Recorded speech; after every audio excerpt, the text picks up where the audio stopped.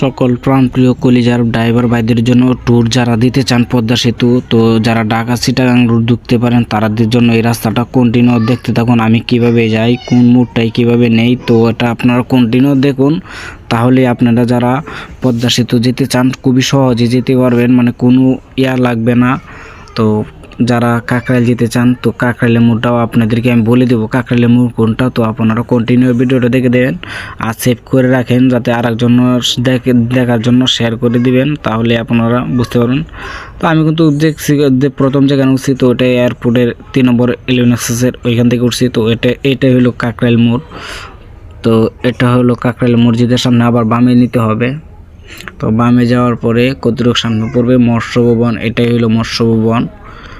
তো মৎস্যভবন থেকে সোজা যেতে হবে। তো এটা বামে হলো সচিবালয়, তো আমরা ডাইনে নেব, ডাইনে একটু যে কন্টিনিউ দেখেন।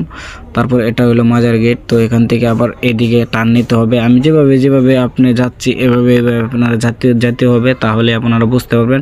তো এখানে সামনে গিয়া বামে ডাইনে নিতে হবে, ডাউনে ইউটার্ন করার পরে এবার বামে করতে হলে এই যে বামে করলে এই যে উঠে পড়ছি ফ্লাইওভারে, তো এই যে